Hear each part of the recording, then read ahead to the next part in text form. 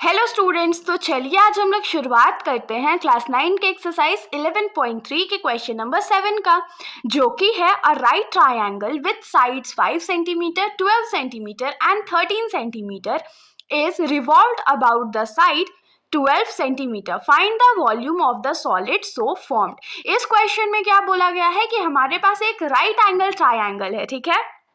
और ये जो राइट ट्रायंगल हम लोगों के पास है उसमें 3 साइड्स, ऑफ कोर्स ट्रायंगल में 3 साइड्स होते हैं। तो उसका जो पहला साइड है वो 5 सेंटीमीटर है, दूसरा साइड 12 सेंटीमीटर है और तीसरा साइड 13 सेंटीमीटर है। अब देखिए, ये बहुत कॉमन सेंस वाली बात है कि राइट ट्रायंगल में सबसे बड़ा वाला साइड कौन सा होता है? हाइपोटेन्यूस होता है। तो उस हिसाब से यहाँ पर तीनों साइड्स के जो वैल्यू हम लोगों को दिए हुए हैं उसमें 13 सेंटीमीटर सबसे बड़ा है, यानी कि हमारा जो 13 सेंटीमीटर है वो हाइपोटेन्यूस है।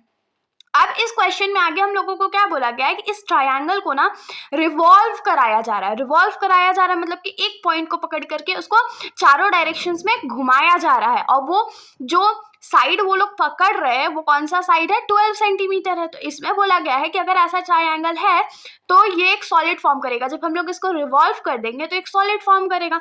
अब इसी सॉलिड का जो वॉल्यूम होगा वो हम लोगों को फाइंड करके बताना है। तो सबसे पहले तो हम लोग फिगर से समझ लेते हैं क्वेश्चन बोल क्या रहा है। तो देखिए, यहाँ पर हमारे पास एक राइट ट्रायंगल है, ये मान लेते हैं हमारा राइट ट्रायंगल हो गया, जिसमें ये हमारा 90 डिग्री हो गया। और क्योंकि रिवॉल्व जो है वो 12 सेंटीमीटर पे कराया जा रहा है, तो इस वाले पोर्शन मतलब इसको यहाँ पर इस वाले पॉइंट को पकड़ करके इसको गोल घुमाया जा रहा है, ठीक है। तो ये हमारा 12 सेंटीमीटर वाला लाइन हो गया, ये हमारा 5 सेंटीमीटर वाला साइड हो गया, और सबसे बड़ा वाला तो ऑफ कोर्स रहेगा हाइपोटेन्यूस, जो कि है 13 सेंटीमीटर। अब जब इस पॉइंट पे हम लोग इसको पकड़ के घुमाएंगे तो ये नीचे से कुछ ऐसे घूमेगा, सर्कल नीचे फॉर्म करेगा इसके डबल साइज का,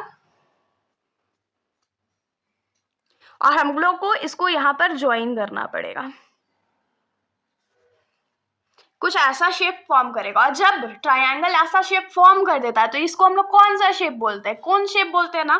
तो कोन के हिसाब से ये हमारा जो है वो रेडियस हो जाएगा, ये हमारा परपेंडिकुलर हाइट हो जाएगा, इसीलिए हम लोगों को ये 90 डिग्री दिया हुआ था, और हमारा ये स्लैंट हाइट हो जाएगा। क्वेश्चन में हम लोगों को वॉल्यूम फाइंड करने बोला है, तो हम लोग फटाक से फाइंड कर लेते हैं। तो यहाँ पर हम लोग लिखेंगे द ट्रायंगल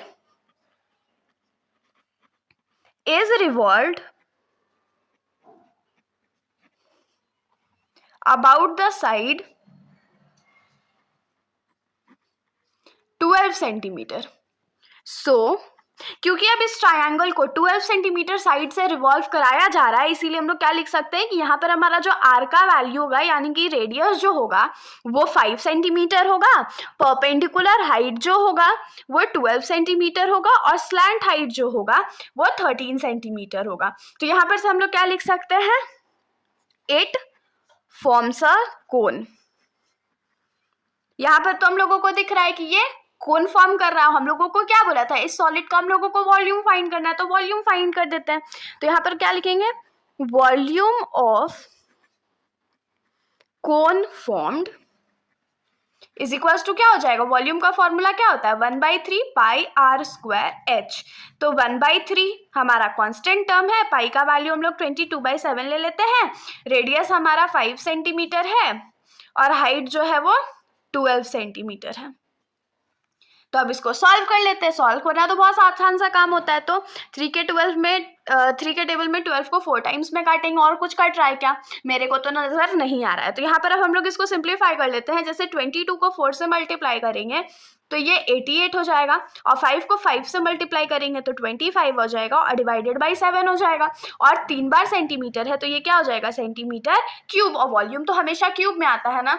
तो यहाँ पर अब हम लोग क्या लिखेंगे? सबसे पहले तो 25 को 88 से मल्टीप्लाई कर लेते हैं, तो 5 8 जा 40 होता है, 2 8 जा 16, और ये 20 हो गया।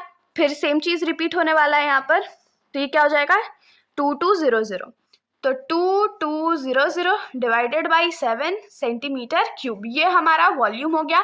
अगर आप लोग चाहो तो इसको पॉइंट में ला सकते हो, और नहीं भी लाओगे तो कोई दिक्कत नहीं है, कोई समस्या नहीं है।